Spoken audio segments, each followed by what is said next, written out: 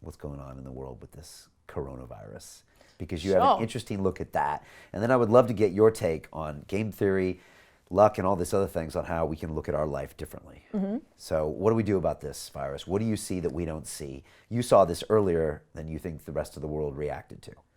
Yeah, I mean, the sort of strongest data point for me that, like, maybe my perspective on this is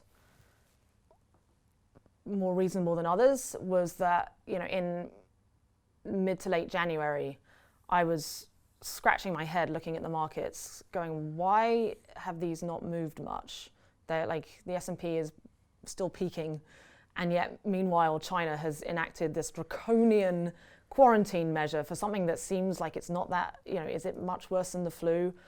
And almost 10% of the world's population were locked down to some extent, or at least restricted from their normal activities.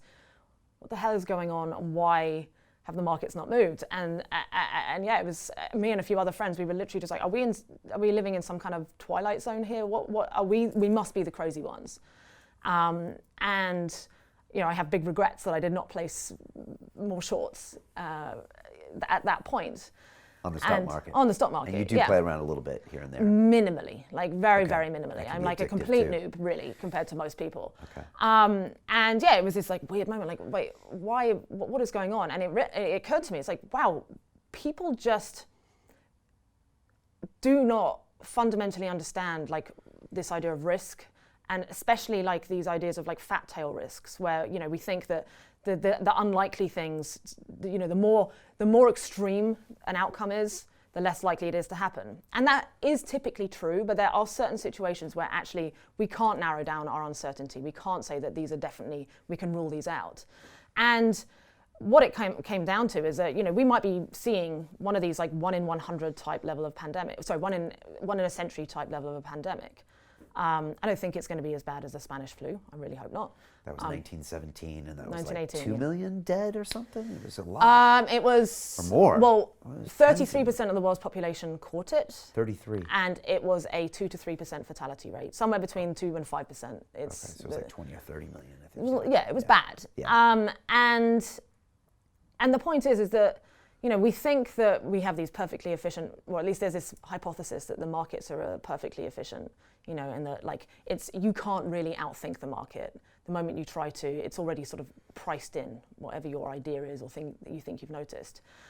But that is only true to an extent, in that ultimately the markets are still sort of a result of what even the smartest hedge fund folks are thinking. And unfortunately, no one alive, or fortunately, no one alive has lived through anything like this before, these kind of like pandemics that really got out of control.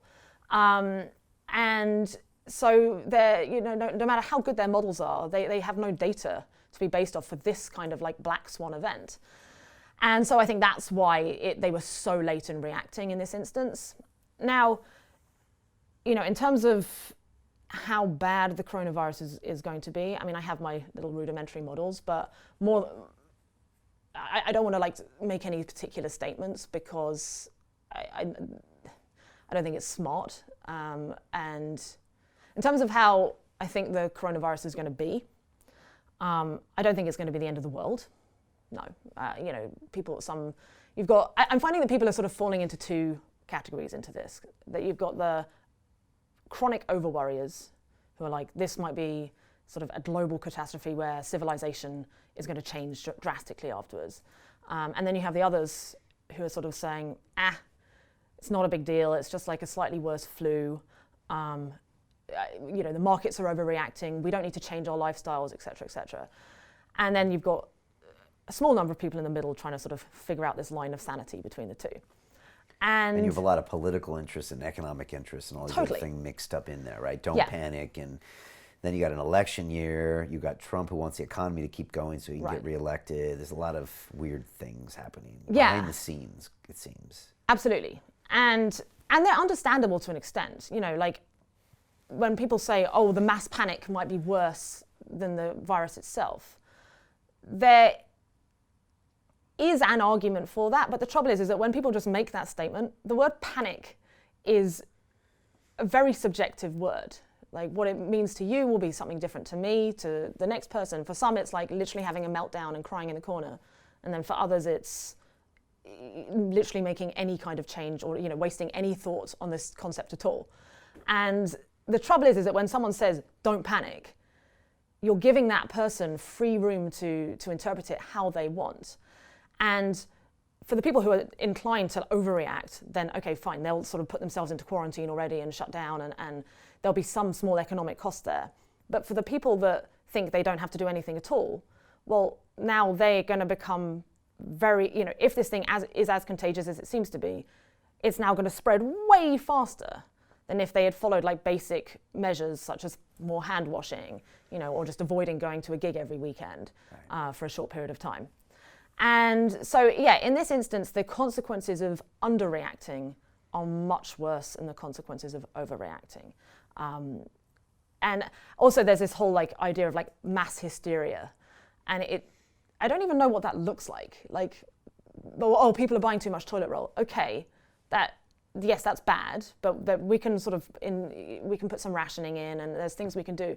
I think people think there's going to be like people just like in the streets crying and so on. There's not really been many cases of that in history, if ever.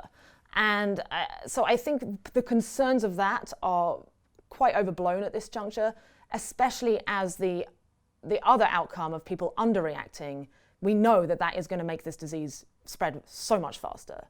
And so, it's a tricky one. And I mean, my advice is just like look at and see what are the World Health Organization recommending? Okay, listen to them. What are pandemic modelers suggesting? Listen to them.